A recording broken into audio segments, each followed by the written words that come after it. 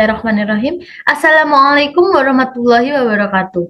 Perkenalkan, nama saya Redia Wulan Saputri dengan NIM 204200670. Di sini saya akan mempresentasikan bagaimana outlook perekonomian di tahun 2023. Saya screen. Outlook perekonomian 2023. Table of content. Di sini saya akan menjelaskan yang pertama mengenai pertumbuhan ekonomi Indonesia di tahun 2023, yang kedua nilai tukar mata uang rupiah di tahun 2023, yang ketiga inflasi di tahun 2023, yang keempat pengangguran di tahun 2023,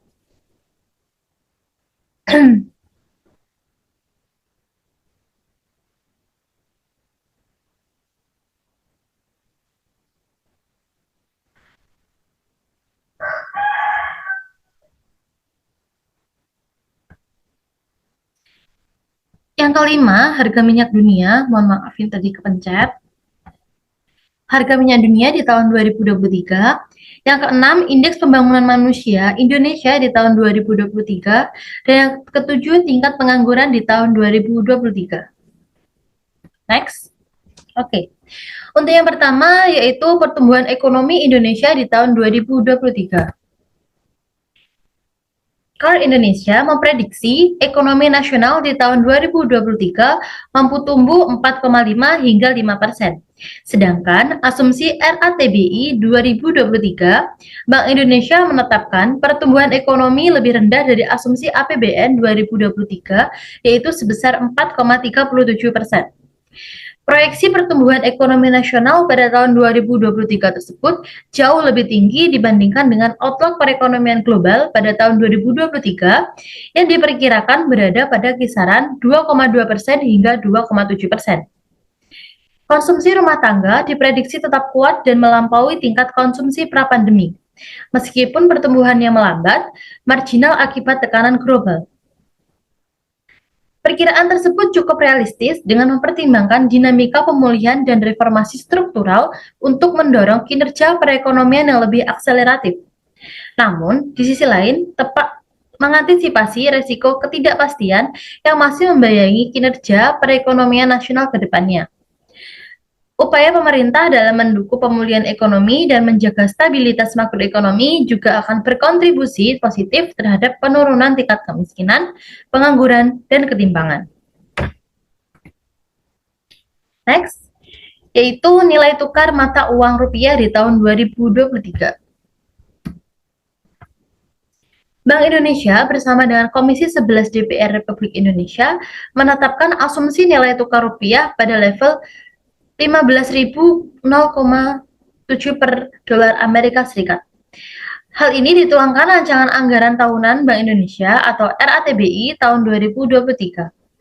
Angka asumsi Bank Indonesia ini lebih tinggi dari asumsi nilai tukar rupiah pada 14.800 per US dollar yang utamanya dipertimbangkan masih tingginya ketidakpastian prospek ekonomi global. Terdapat pula penyesuaian pada asumsi nilai tukar rupiah dari semula sebesar 14.750 US dollar menjadi 14.800 US dollar, yang utamanya mempertimbangkan masih tingginya ketidakpastian prospek ekonomi global. Asumsi SIP disepakati tetap berada pada level 90 per barel, dengan mempertimbangkan bahwa harga komoditas di tahun 2023 akan sedikit melandai sejalan dengan prospek pertumbuhan ekonomi global yang mengalami pelemahan. Next, yaitu inflasi di tahun 2023. KAR Indonesia memprediksi inflasi tahun depan atau pada tahun 2023 berkisar antara 2-3%. Di bawah inflasi tahun 2023, di bawah inflasi tahun 2022 yang diperkirakan mencapai 5-6%. Tingkat inflasi 2023 diprediksi lebih rendah dan tidak banyak mengganggu tingkat konsumsi secara agregat, walaupun masih akan menekan daya beli masyarakat berpendapatan rendah dan kemungkinan juga akan menahan pemulihan mobilitas jarak jauh. Selanjutnya yaitu pengangguran di tahun 2023. Tingkat pengangguran terbuka pada tahun 2023 diasumsikan sebesar 5,3% hingga 6%. Berdasarkan data dari BPS, jumlah angkatan kerja Indonesia mencapai 114,1 juta jiwa pada Februari 2022. Jumlah tersebut mencapai 69,6% dari total penduduk usia kerja yang berjumlah 208,54 juta jiwa. BPS mencatat terdapat 135,61 jiwa penduduk bekerja pada Februari 2023. Mayoritasnya atau 29,96% terserap di sektor pertanian. Sektor perdagangan menyerap sebanyak 19,3%, sektor industri menyerap 13,77%, akomodasi dan makanan minuman menyerap 7,11%, usaha konstruksi menyerap 6,4%, sektor jasa pendidikan menyerap 4,89%, jasa lainnya menyerap 4,34%, sektor transportasi dan pergudangan menyerap 4,21%, sektor administrasi pemerintahan menyerap 3,42%, jasa kesehatan menyerap 1,76%, jasa perusahaan 1,43%, pertambangan 1,17%, dan jasa keuangan 1,11%. Sektor pengadaan listrik dan gas memiliki serapan penduduk bekerja paling sedikit yang hanya sekitar 0,23%. Oke, next. Kondisi ekonomi global yang sedang memperburuk, apalagi prediksi resesi global yang akan terjadi di tahun 2023 yang diindikasikan sudah semakin kencang. Diperkirakan gelombang PHK besar-besaran akan terjadi. Pemerintah menargetkan tingkat pengangguran terbuka atau TPT dapat ditekan dalam kisaran 5,3% hingga 6% pada tahun 2023. Pemerintah mematok angka kemiskinan pada 2023 turun ke rentang 7,5% hingga 8,5%. Sejalan dengan itu, pemerintah menargetkan rasio Gini dalam kisaran 0,375 hingga 0,378 serta IPM dalam rentang 73,31 hingga 73,49.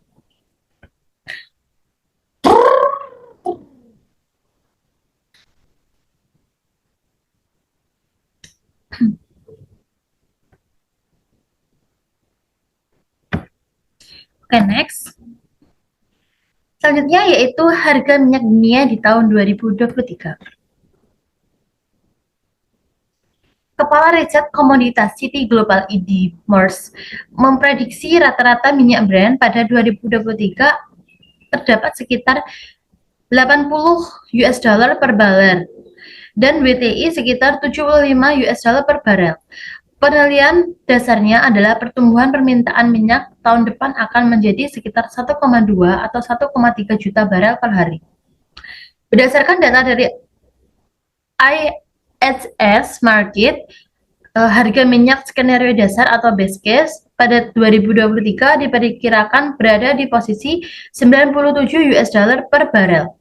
Turun dari asumsi harga pada 2022 yaitu sekitar 105 US dollar per barel. Apabila suplai minyak dunia dipangkas, maka harga minyak diperkirakan mencapai 135 US dollar per barel pada 2023 dari 114 US dollar per barel pada tahun 2022. Bila suplai minyak berlebih, maka harga minyak pada 2023 diperkirakan turun menjadi 73 US dollar per barel dari asumsi pada 2022 sebesar 97 US dollar per barel.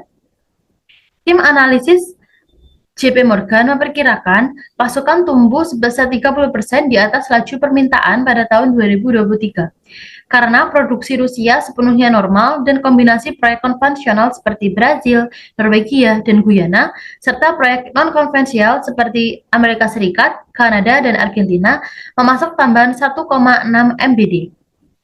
Seberapa tinggi angka-angka ini bergerak di atas rata-rata akan bergantung pada keberhasilan pembukaan kembali China dan kemampuan negara-negara barat untuk menghindari resesi pada 2023 yang signifikan.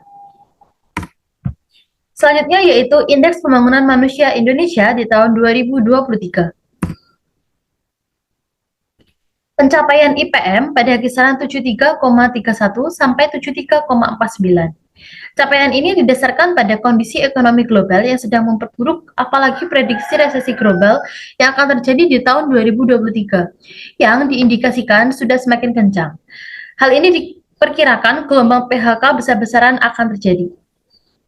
Pemerintah menargetkan rasio Gini pada kisaran 0,375 hingga 0,378, serta IPM dalam rentang 73,31 hingga 73,49. Selanjutnya yaitu tingkat pengangguran di tahun 2023. Tingkat pengangguran terbuka pada tahun 2023 diasumsikan sekitar 5,3% sampai 6,0%. Berdasarkan data dari BPS, jumlah Angkatan Kerja Indonesia mencapai 144,1 jiwa pada 2022 bulan Februari.